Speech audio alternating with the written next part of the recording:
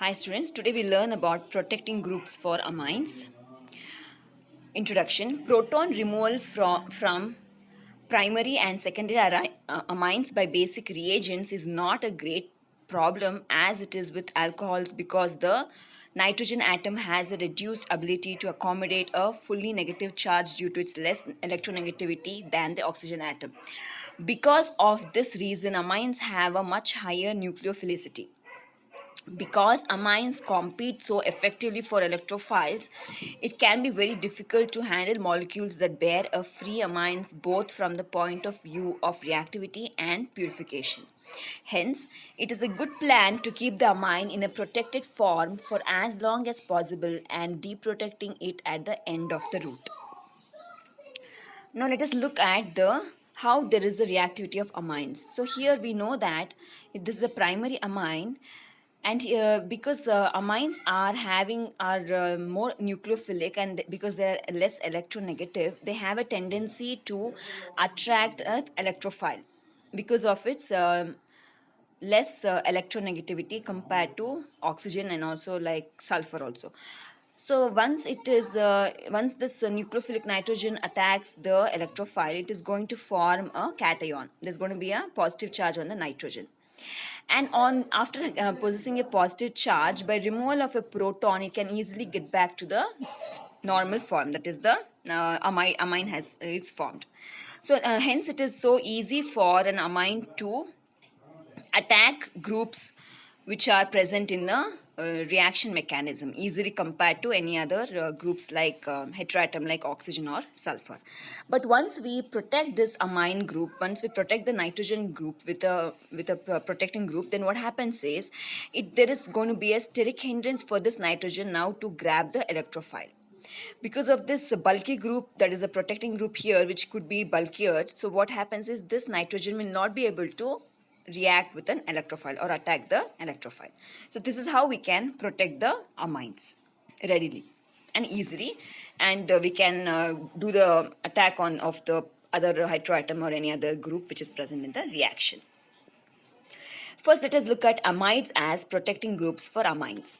Amides are readily prepared from an amine and an acid chloride or anhydride. These are relatively stable compounds that are classically cleaved by heating in strongly acidic or basic solutions. There are many amides which can be used to protect amines like formamide, acetamide, benzamide, acetoacetamide, chloroacetamide, orthonitrophenol acetamide. So now let us take one example of how we can protect an amide, how we can protect an amine by amide. So here we have a amine, primary amine. Now the nitrogen is, for amides, we are always going to use an acyl chloride. Usually an acyl chloride is used for a protection of the amine group. So here, as we know, nitrogen is a nucleophilic. It is going to attack the carbonyl carbon because carbon is electron deficient, because there is oxygen which is attached, which is linked to the carbon, which makes the carbon more electropositive, whereas the oxygen is electronegative because it is having a tendency to attract the electrons of the carbon. So now since nitrogen is nucleophilic, it is going to give its electron pair to form a bond with the carbonyl carbon, and then there's going to be the elimination of the chloride ion. So once there's elimination of chloride ion, it's going to form an intermediate of this kind wherein nitrogen has a positive charge. Now by removal of a proton, we can get the amide. So now here you can see how the amine is getting protected in presence of an acyl chloride to form an amide. So now here you can see that nitrogen is getting protected. Now if there are any other groups which are present in the substrate, then that can easily react with the reagent and we can protect this amine safely. Because we know that amines are highly reactive in nature because of its less electronegativity. Now let's take this example. There's a reaction of the para-aminophenol with an anhydride. So now first process is always to protect the amine, because see here what happens is we don't want in this reaction, we don't want the amine to react with the anhydride, but instead we want the alcohol to react with the anhydride. But here you can see that amine easily reacts with the carbon of the anhydride. But in this reaction, suppose there are these kind of reactions wherein we don't want amine to react, so that is when we use a protecting group like amide. So first step would be to react the primary amine with the acyl chloride. So now here what we are doing is the amine which is having a lone pair is going to attack the carbonyl carbon, and then there is going to be departure of the chloride ion. Once there's a departure of chloride ion and the amine is bonded with the carbonyl carbon, we're going to get an intermediate of this kind wherein there is a positive charge on the amine. Now to ease the positive charge on amine, there's going to be removal of a proton minus H plus, which is going to give back the charge on the amine. That is, it's not going to have any charge on the nitrogen. That is how it is formed an amide here. You can see how the amide is being used to protect the amine, how we are using acyl chloride to protect the amine to give rise to an amide. So this is the protection of the amine group, nitrogen group. Now this intermediate we want this to react with an anhydride. So how it is going to react? Now since nitrogen is protected, now we can see how the hydroxyl group is going to react with this reagent. Now what happens is oxygen with its lone pair is going to attack the carbonyl carbon, and then there's going to be shift of the lone pair, there's a bond of the oxygen, and oxygen is going to get a negative charge. So this is how it is going to form. That is, there's going to be a positive charge on the oxygen. Now this oxygen is going to have a positive charge because there are 3 bonds which is formed with the oxygen. Now here you can see the positive charge. Now this positive charge has to be removed. How it's going to be removed is because of the deprotonation. Now we're going to deprotonate this hydroxyl hydrogen, and hence we are going to get the oxygen back. That is, we're not going to have any charge on the oxygen. So now this is how we use this amide to protect amine, and only the oxygen was reacted with this reagent, that is nothing but the anhydride. So now here you can see how this protection of the amine and only the oxygen reacted with the anhydride. Now let's go to the deprotection. Now here what we need to do is to deprotect the amine. So now throughout the mechanism we protected the amine because we wanted the hydroxyl group to react with the reagent. Now here what we're going to do, the last step is going to be the deprotection of the amine. So we are going to do it by the hydrolysis. So here what happens is we are going to do it in the acidic medium. So here there is nitrogen which is going to take up the proton. So once it takes up the proton, there is going to be a positive charge on the nitrogen. Now here the next step would be the removal of the positive charge. That is by the bond between the nitrogen and the carbonyl carbon is going to come to the nitrogen because we have to ease the positive charge. Now when such reaction takes place, we're going to get a CH3CO minus. So now this minus is going to react with the OH. So it's going to be CH3CO plus, and this is going to react with OH minus, and it's going to be releasing the acetic acid. And we are going to see how we are going to deprotect the amine, and we got the product wherein only the hydroxyl group reacted with the anhydride, whereas the amine was protected, and again it was deprotected to get back the amine. So this is how we are going to do the protection for the amines using amide. Next we're going to take BOC. BOC is nothing but tertiary butyl oxycarbonyl as a protecting group for amines. So BOC is used in peptide synthesis. Removal of BOC from amino acid can be accomplished by strong acids such as trifluoroacetic acid in DCM or with HCl in methanol. So now let us look at the reaction. Now this is the structure of BOC. So BOC is nothing but it's a tertiary butyl oxycarbonyl. Now here you can see that this carbonyl, that is the carbon the carbonyl is going to form a bond. It can either form a bond with another ionic compound like a chloride, but here you can see it is formed an anhydride. It is going to react with another molecule of BOC, and it's formed a complex like this. Okay, so now the reaction is we have a compound, and here we know that there is amine, there is sulfur, and also there is hydroxyl group. So there are 3 groups which are present here. So now again you can see how nitrogen being less electrophilic compared to oxygen and sulfur can easily react with this which can easily react with any reagent. But the first important task for us is to protect the amine. So how we're going to protect the amine is using the BOC. Now here you can see that nitrogen is going to attack, it's nucleophilic, it has a lone pair, it's going to attack the carbonyl carbon. And once it attacks the carbonyl carbon, now there's going to be a cleavage of bond between the carbonyl carbon and the oxygen, and it's going to give rise to an intermediate of this kind. So now here you can see that how how only one molecule of BOC is going to attack or is going to form a protecting group for the amine. So you can see here how only there is a one BOC molecule which has formed a protecting group for the amine. There is one tertiary butyl oxycarbonyl which has formed a bond with amine. And once it forms a bond with amine, we know that nitrogen is having a 4 bonds, and nitrogen possesses a positive charge. And the next step would be removal of the proton to give back the positive charge, that is to neutralize the positive charge. Now here you can see how the BOC has protected the amine group of this particular compound. So that's you can also write it like the entire BOC structure, or you can also write down like this, like an amine just attacking or forming a protection with the BOC. You can just write down as BOC.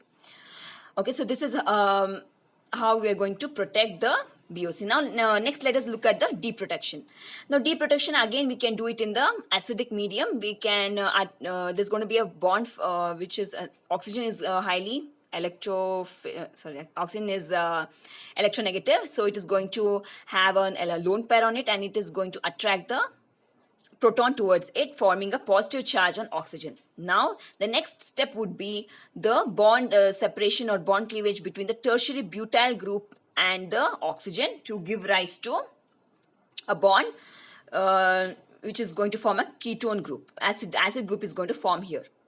See, the next step would be how once there is a positive charge on oxygen, the positive charge on oxygen has to be removed. How that is going to be removed is by the movement of electrons towards the oxygen, because we have to ease the positive charge on oxygen. That is, the positive charge on oxygen has to be eased. So that's why the bond between the tertiary butyl and oxygen is going to get cleaved, and it is going to there's going to be elimination of the tertiary butyl carbocation, and there is going to form a double bond, or acid is going to be formed. Acid is formed here. Now the next step would be cleavage of the separation, or there's going to be a movement of the bond between the oxygen towards the carbon. That's how we are going to get the elimination of carbon dioxide, and we are going to get back the amine. So this is how we are going to deprotect the amine. See, from here again I'm going to explain. After there is separation of the tertiary butyl carbocation from this intermediate, there is going to be formation of a structure intermediate of this kind. Now this, what we are going to do is, here we know that we have to, because we have to get back the amine, so it is NH2, and there is an acid which is formed here with the NH2. So how we are going to eliminate this acid is, there's going to be the deprotonation from the hydroxyl group. Deprotonation from hydroxyl group is going to get back there's going to be removal of the proton, and there is going to form a bond between the oxygen and carbon, and there's nothing but a carbon dioxide. So carbon dioxide is going to be eliminated, and then we are going to get the amine. So this is how we are going to deprotect the amine and allow the sulfur or the sulfide group or the hydroxyl group to react with the reagent. So this is how we are going to protect the amines with the BOC.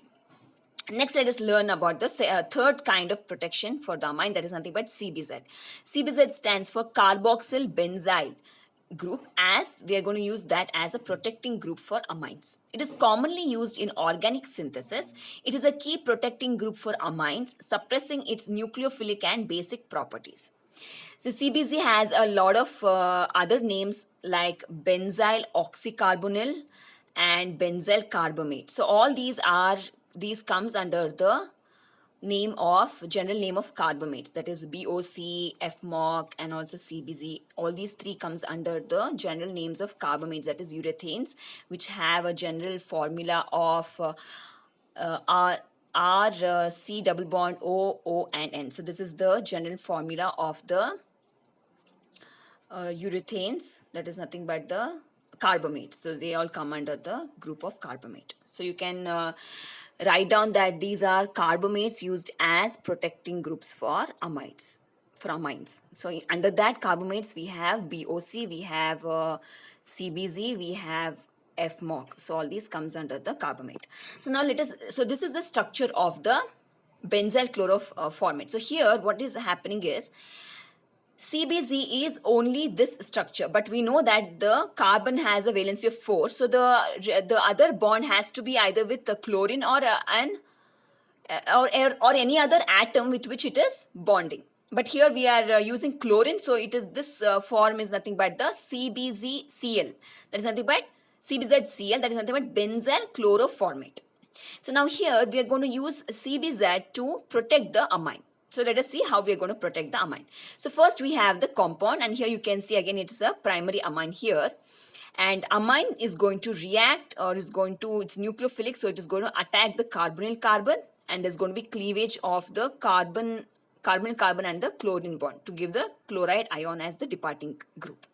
So that is minus HCl. It is going to form an protecting group for the amine. So here you can see how the CBZ, there is the carboxybenzyl group, it has formed the protection for the amine. So this is how we are going to protect the CBZ. How we are going to protect the amine using the CBZ.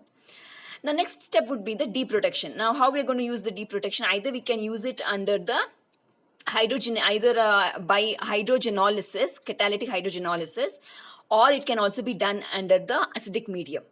So in acidic medium, what happens, or we can use it, we can make use of the hydrogen bromide. In this, we are going to use the acidic medium, that is the oxygen is going to attack the hydrogen proton and is going to have a positive charge.